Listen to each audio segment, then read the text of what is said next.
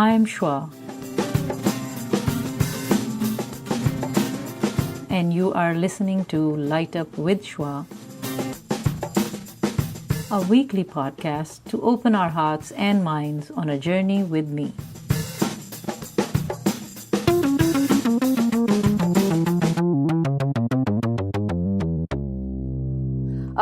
Tell me about being a parent. How do you rate yourself? Oh, man. Yourself, and then I'll ask about your children. Okay, so I think, I would rate myself an 8. I don't know if my wife and 8? children would, but... That's a high number. Yeah, it is. Good. That's too high. That's too high. That's... Well, without knowing anything, because I have to... I'm going backwards, like I'm asking you your rating first, and then I'm going to ask you, okay, why did you become a parent? Okay. Okay, so parenting is so exhilarating, but yet also I like to say, parenting's like sandpaper. It smooths out your edges. It exposes the rough edges that you have, even perhaps more than marriage, although marriage is a lot like that too. It's hard to look at your marriage or your parenting without getting a pretty good buffet selection of your strengths and your serious weaknesses. And so, I don't know if I answered your question, but now that you've given me some time to come to reality, I would say maybe a 7 or a 6. Okay. No, it might be 8. I was just like, it might be 9. Who knows? I needed the, are you sure question? Yeah, I was like, okay, let me see, because I don't have any clue. And then obviously I'm not talking to your second best half. Right. And then I don't know about your children. What do they have to say, So, well, thank you for evaluating yourself. So thanks. I am hoping that you would be in upper numbers or a good father. Sure. But with all the commitments that you have and having 4 children, without going into details at this moment, would love to do that actually. How do you, give me some part of it. Like, how do you participate? How do you engage with your children with all the commitments that you have? So my love language is time spent. And, my father did that very well. And, he always made it a point that he was going to be, home and present at 5. And that's something I take very seriously. It's not a conviction I put on others, but it is something that I hold myself to. My father passed away in 2013, and there's always that that part of you that grasps to be like them, and to keep them alive. And I guess one of the ways that I try to do that is by sort of mimicking that aspect of his parenting, is to say, there's got to be things I say no to, and there are things I say no to, and being in a PhD program and sort of that subtle competitiveness, those moments can be hard to say. I'm sure other people in my cohort are up tonight, writing their next article or their next publication, but for me, I just, my children only have one father, and I know that's a cliche, but. The last thing I would want them to say later on in life is that, dad wasn't around, or he was inaccessible, or he was there, but he wasn't really there. So give me an example. Like, how do you do that practically? Like what, do you play with them, take them out? What do you do? How do you interact and engage with them? Well, it's funny you ask, because this is where I would say I'm trying to do something differently than my father. I mean, my father was always very present, but he was not a great conversationalist all the time. Well, in those days. Yeah. Which isn't to knock him. It's just to say, like, asking questions and tend to sort of bring out, like I love to ask my kids, like, are you happy today? Are you happy at school? Are you happy at home? I've found that asking that question, like, are you happy, tends to bring out a lot of good conversations with kids. Can you share anything? Absolutely. Yeah. So I asked my son, Simon, who's at preschool, I said, are you happy at preschool? And he said, well, sometimes on the playground, other kids don't want to play with me. And he's a middle child, so he's sensitive about this already, like the youngest and the oldest are sort of teaming up now. And, even though I can't, go to the playground and officiate the playground experience, it is a moment where I can sympathize. It is a moment where he knows I've listened, where he knows I'm feeling what he's feeling. And so that's one way I try to be a gift to them, is to be a listening ear, but also to be someone who's curious, who's like Sherlock Holmes a little bit, sort of like tell me what your life is like, and how would you, how happy do you feel? So it means so you are a good listener. You think so? I try to be with my kids. I mean, although sometimes I don't know what they're talking about. Pokemon. Okay, yeah. I don't know. But you don't know. Okay. Well, you're trying. That's good. That's good. Okay, so that's how you engage with them. Do you play anything? Like, do you do arts with them? Do you go to their school visits? Do any of those? We play, we love to play games right now. They're big into really simple card games like Go Fish or Crazy Eights. They're really big into matching right now, like when all the cards are face down and you have to match them in pairs. Well, they are young too. I mean, the oldest is how old? 5. Oh, 5, yeah. So that, it's a boy? It's a boy. Yeah. So you maybe, with him, you can play anything at home and outside, I guess. So right. But, yeah.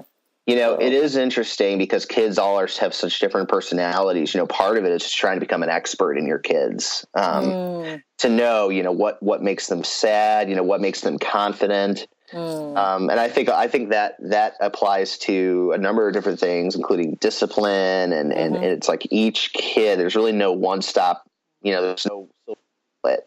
Yeah. So do you give your children choices when you are like at their level, because they're quite young? Like, I'm sure you'd. Sure.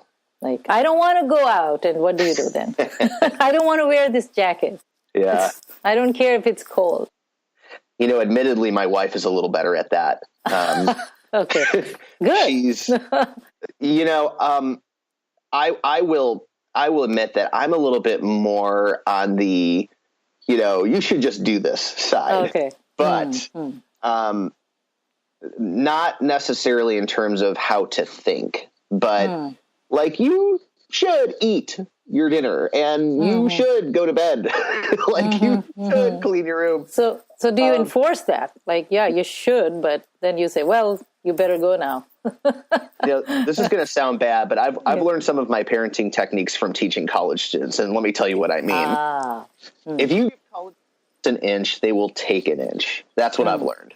Okay. And I've learned this in a variety of different ways. Like if you offer 50 extra credit points, they will not do 50 other points that they're supposed to do, because if you give them an inch, they'll take the inch. And I've noticed the same is generally true for kids. Like so like one thing that my wife and I really strive to do is to get them to sleep as early in their lives as possible. Because, we've got friends who their kids are still up all hours of the night. And it makes us sad for them because we love to spend time together after 8 o'clock or so when our kids go to bed. We love to watch shows and to have conversations about life. And good. For some friends we have, their kids are up so late that they don't get that marriage time. And so part of it is just guarding our marriage from kids. And I know that sounds really bad because we love our kids, but when our marriage is not right, our parenting tends to suffer just as much. I'm very happy that you said that, because it's not all about, so that's the question. Is it all about, well, that's a different question. But yeah, that's an important point you just said. Right. That if your relationship is healthy, then you'll have a good relation with your children. I think that is very important. And I'll say one more thing. A bit of this is theological, and I'm not going to overemphasize. I'm not going to over-exaggerate this, but Like one of the lessons I learned when I was at Wheaton pursuing my theology degree is this story of Israel, and Israel being sort of like God's son in a way. And what was interesting about Israel was they experienced the greatest amount of freedom when they were obeying covenant, when they were living as God had wanted them to live, when they were following his laws and his rules and obeying him. It was when they transgressed that they actually experienced a greater amount of slavery. So I've seen some parents flip this. They say, if I let my kids do absolutely whatever they want, whenever they want, they will experience freedom. But the Old Testament narrative is it is in living within God's covenant parameters that you experience the greatest amount of, as God says, milk and honey, right? Where God walked before them as a cloud or as a flaming fire. And as part of that does affect my thinking that, yes, like when my daughter cries, I can let her out of a room to, watch PBS Kids all night. But there's a part of me that says she will be happier if she knows that we are keeping a tight ship. I think that there's greater security for her that she doesn't have to be the boss because she knows we are. Because if she tries to be the boss, she's going to feel deeply insecure doing so. And anyway, there's so much more I can say. Yes, but I know. I do believe that there is freedom in parameters. I have another question coming from what you're saying. So this works do you think that this works till a certain age, and once they are older, like you can think about your experience also when you were younger and then you got older. Does this theory that you're saying apply to adolescents and adult children? So I can't say for sure, but I can say that because if you're in their life, like as a parent, and you're alive and you have a relationship with your adult children, let's say, these boundaries that you're talking about, can you keep those?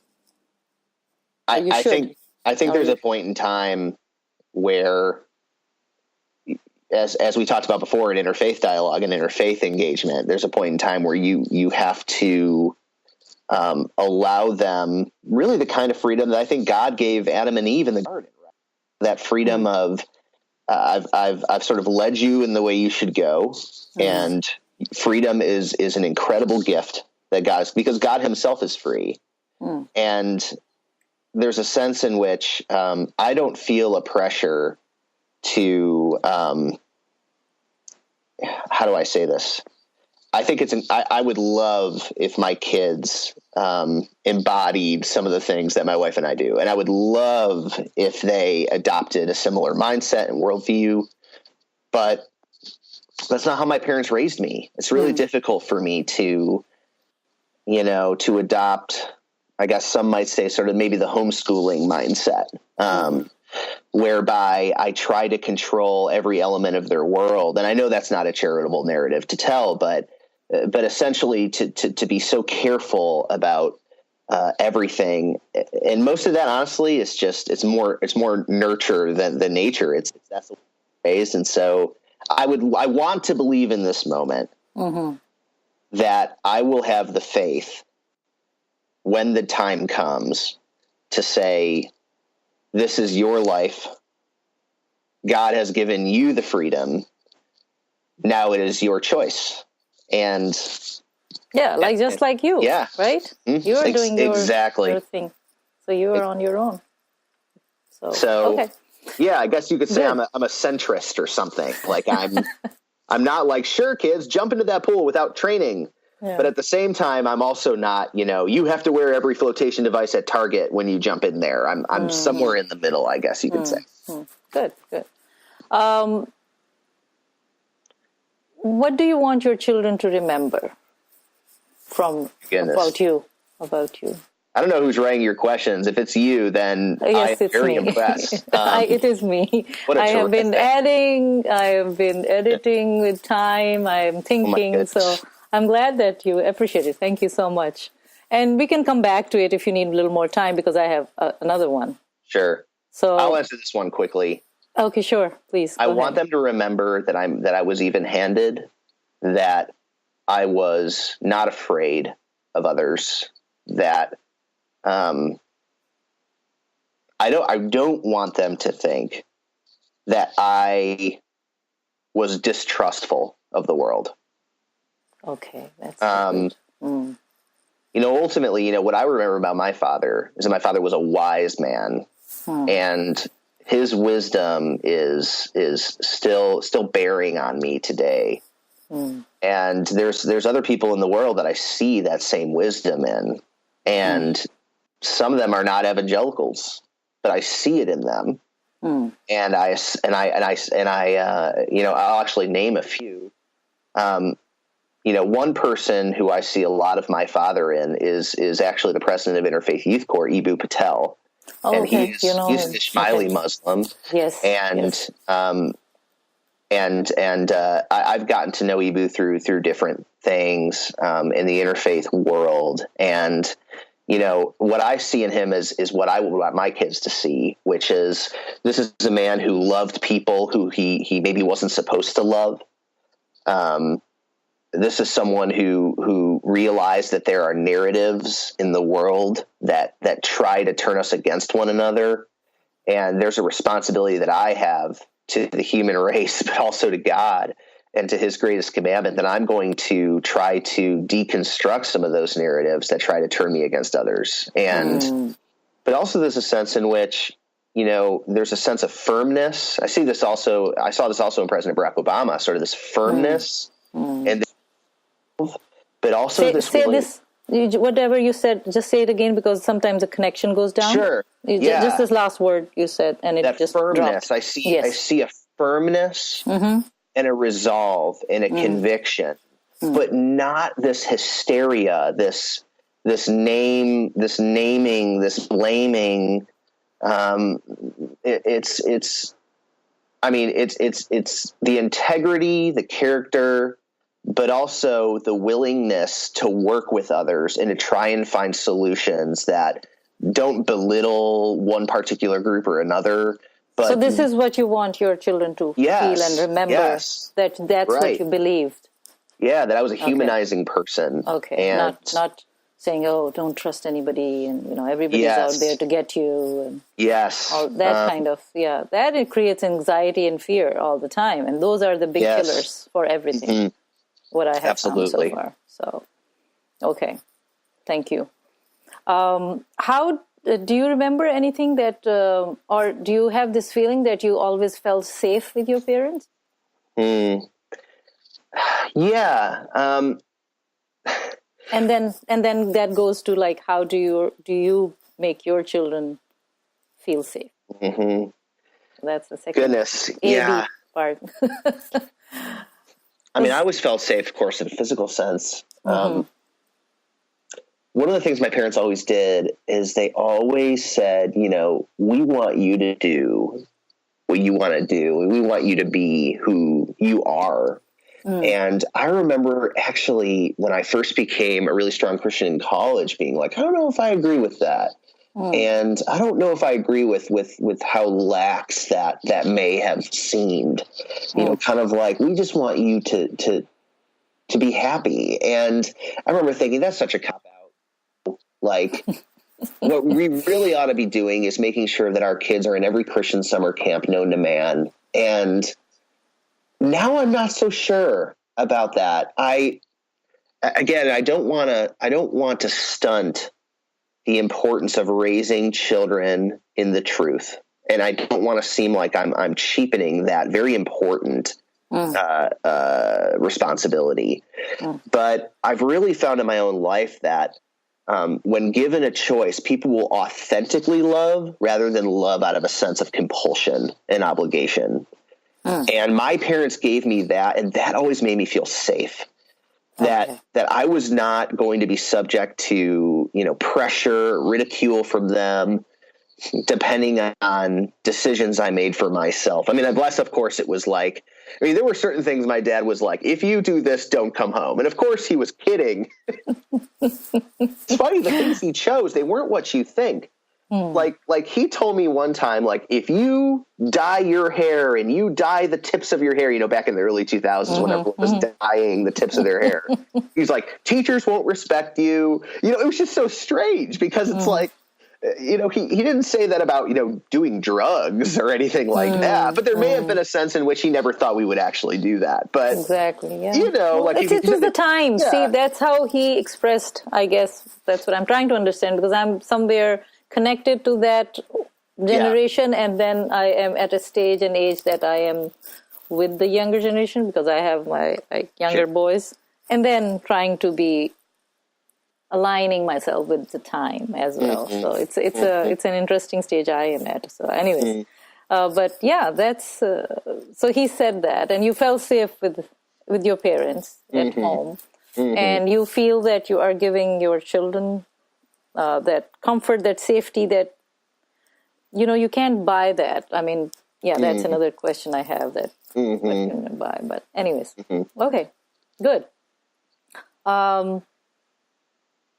Do you believe that you own your children, or are you a source for their existence? Oh, man, I almost wish I would have done a little bit more study on this. Well, we are doing this on the spot. We are not scripted, so which is good, and we can do this further. I would love to talk more about these so that we can really educate ourselves and others. Through more in-depth discussion. That would be wonderful. But yeah, whatever comes to your mind and whatever you have done so far, like, what do you think? From your evangelical point of view also, I'm challenging you. It must be easy for you. So let me share with you, this may divert a little bit, but let me share with you one of my frustrations with evangelical parenting. Okay. So when you are in college and you are part of a Christian ministry, come out and you maybe you get married, maybe you don't, but let's say you get married and you're given the opportunity to have children, you are offered a wealth of resources about. What do you mean by, given the opportunity to have children? What does that mean? Oh, I mean, some couples are not able to have kids. So I was just being sensitive from that point. For those who are able. Okay. So, from God's point of view, you're talking. Yes. About. Okay. Sorry, I should have clarified. Sorry. I just want to make sure that I understand, and because. Sure. So there's this wealth of resources about how to shepherd your child. And the idea is that you don't leave things up to chance. As, I think for a while, like children's ministries and youth groups were sort of demonized for, doing all the works that parents ought to be doing spiritually. And I think a lot of that emphasis is good. Parents should, the primary spiritual teachers in a sense, to their children. And I think we see that in the scriptures, in Paul's letter to Timothy, he says, like if the man of God can't take care of his own house, then what good is he going to be in the church? And so you also see it in the Old Testament, where the expectation was that parents would be teaching their children the law of God, and they would be doing that as the sun went up and as the sun went down and along the way. But here's the frustration for me. So we're gouged with shepherding our child's heart, but yet we say we become so sensitive to what the cultural influence might be on our children. We forget that the whole point was that we would shepherd our children through those things. So, for example, people I know who are very skeptical of the public education system will say, well, my child might be exposed to things in the public education system that I don't want them to be exposed to. But inherent within that complaint for me is because I have no plan on shepherding them through that, or I have no idea how I might actually shepherd them through that. So on the one hand, we're overloaded with resources to how to shepherd a child. But when it comes down to the brass tacks of shepherding them through conundrums or, moral contradictions or messages that may not be, cohesive with the Christian faith, then all of a sudden it's like, what do we do? And I would say we shepherd them. We shepherd them through those things. So I'm trying to understand here. Like, so when I say, are your children, like, do you own them? And versus, do they come through you, or are you a source and then you let them go into the world? Yes. And so that's where you're bringing the shepherd part, right? So, I think what I'm saying is my wife and I, we are very much committed to shepherding our children through the things that they experience in this world. And the scripture talks about this world as being a place where it's not the kingdom of God. It's sort of it's God is working, but the final kingdom is not going to be realized until Jesus returns. But until then, we grapple with influences in culture and in society that, they're not going to be cohesive with what we're hearing from the preacher in church. And whereas some people would say, I own my kids in that every message and every concept they ever hear or receive has to go through me first. That is not who we are. That's not. We would rather give them the opportunity to be exposed to human life in all of its diversity.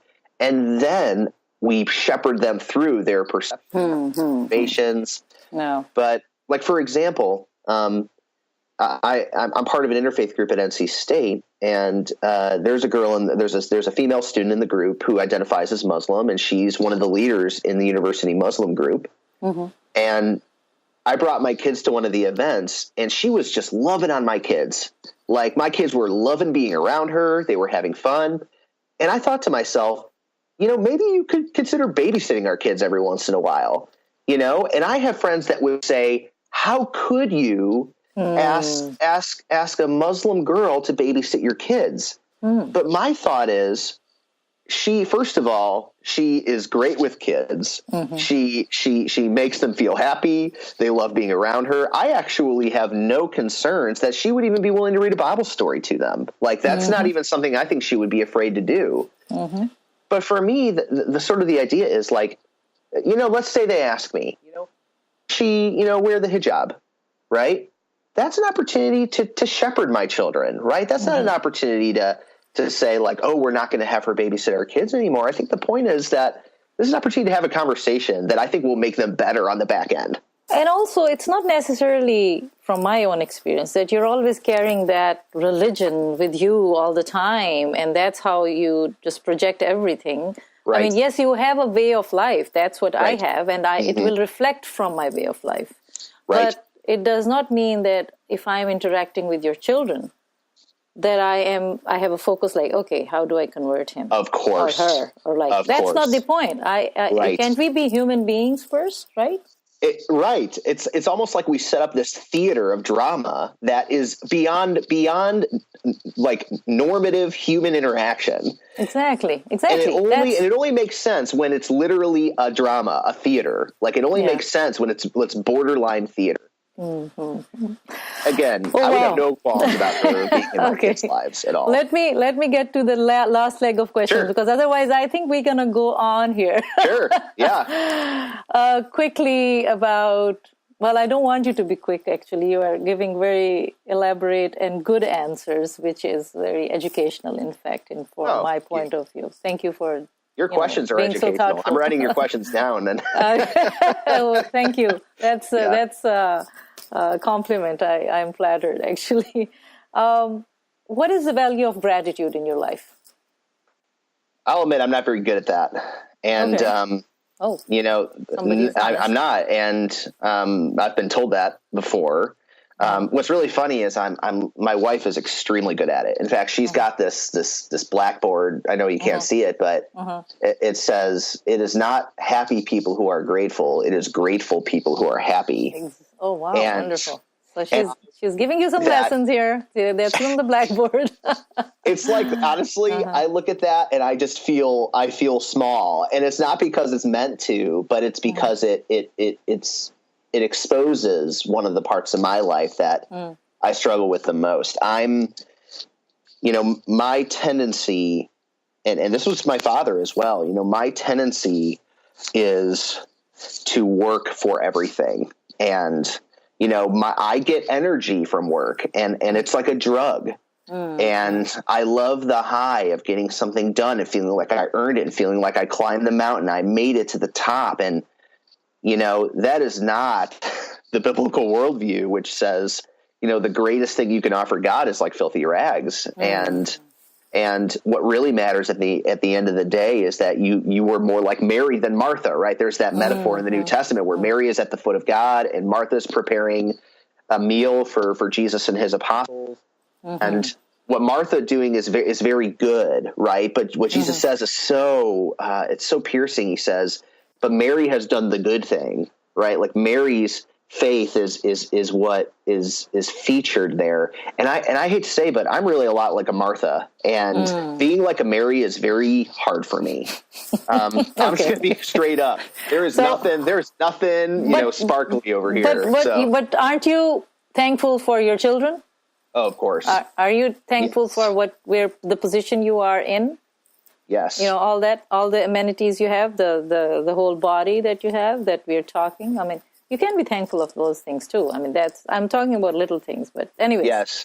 But yes. Well, then I guess by the time next time I talk to you, maybe you will be more comfortable with that. Well, I mean, I will say, I should qualify what I said. Yes. Part of for me is a distrust of God that when I stop grabbing hold, I will fall. Like, I think we see this in the story of Peter walking on the water. Like, Peter's afraid that if he trusts in Jesus, he will drown. And I have that same tendency, I think, is like, it's easy for me to pay lip service that, like, look, Jesus, I'm walking on water and it's all for you. It's all about you. But that would be more wanting others to hear me say that rather than always believing that I really mean that myself. Okay. And so I guess I'm like Peter in that way. Like I'm energetic and I'm brute and I'm intentional and I'm assertive. But on the other hand, there are deep insecurities about, again, like if I let go, will I still be held? So. Okay. Fair enough. What is the purpose of your life? Wow. I could point to a number of different Christian creeds that are like. But just give me a brief answer. We're at the end of the questions, and I have a couple of more questions. So, if you can give me, what is the purpose of your life in 30 seconds? Goodness, I don't even know if I need 30 seconds. I'm putting pressures on you. I think to be very, very specific, the purpose of my life is to manifest the person of Christ and his kingdom in ways that are unconventional sometimes. I've always been that person who's like, I really struggle to be a conformist. When everyone saw Harry Potter, I'm like, I'm not touching Harry Potter with a 10-foot pole. And there's this part of me that's like, I just want to do things differently. And I just want to do things that are in ways that make people think in ways they've never thought before. And so in a way, I just wonder if my calling is to be entrepreneurial in a way. And right now my calling is definitely to enhance the witness of my tradition among people of other faiths. I feel very clear on that. That's good. Thank you. Any message of hope that you would like to give today? Sure. I do think that there's a lot more positive interaction happening between worldview groups than what you're going to see on Twitter or, the mainstream. What's happening in most places is not newsworthy. And I always have to remember that when I scroll through Twitter, when I scroll through Facebook, that it's really the exceptional things that make the news, which isn't to minimize the experiences, particularly of minoritized people who are saying, I've been discriminated against, but I have seen so many examples of sort of a warm affection between view groups that it's I think people have a reason to hope that despite the fact that Americans seem more polarized than ever, there are also people that recognize that the cure to that is to step outside their front door and to meet their neighbors. And I do think that's happening more than people realize. Good. So there is hope. I think so. I believe Okay. so. Okay, good. Now, my last question. What lights you up? I love this question. I saw that I saw that, and Thank you. what lights me up? Yeah. Okay, what lights me up? I read an article today from Eboo Patel, who I talked about earlier, and he writes about his experiences speaking at different colleges and universities, and he gets this question a lot: that, can I work together with a Trump voter? Like, is there a point where, someone is too far gone to be worthy of working with? And he tells the story about an African American college student, male, who was speaking on a panel, and he was responding to a conservative colleague of his, and what he said was a very convincing argument. And so Eboo praised him. He said, your argument was very cogent. Tell me more about your experiences working with conservatives, and why did you feel the need to respond in such a great way? And what the student says is, whether I agree with these conservative Trump voters or not, I come from a military background. I mean, at some point in time, I'll be protecting their lives and they'll be protecting mine.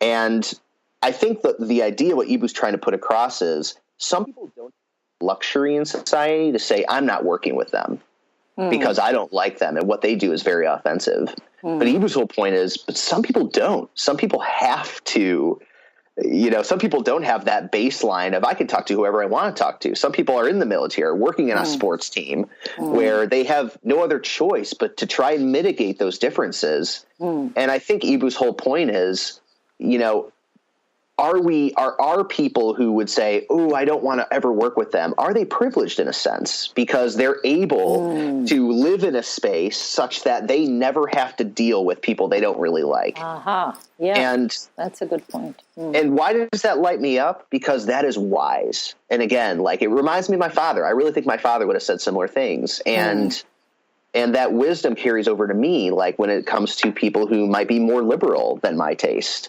Like, I can't just avoid them and live within the echo chamber of conservative evangelicals. Like, I have to engage with them, because if I don't, then can I really say I'm an interfaith leader? Really say I'm an interfaith champion? So anyway, it's wisdom like that lights me up. Wonderful. Wonderful. Thank you so much, Kevin. Absolutely. I really appreciate it was wonderful talking to you. Yes. And, I wish you the best with the podcast, and I will try to listen to myself. Hearing my own voice always kind of freaks me out, but I will definitely be listening to other episodes. Definitely. Thank you for staying with me through this exciting episode. Please don't forget to subscribe and stay tuned for the next episode of Light Up with Shwa.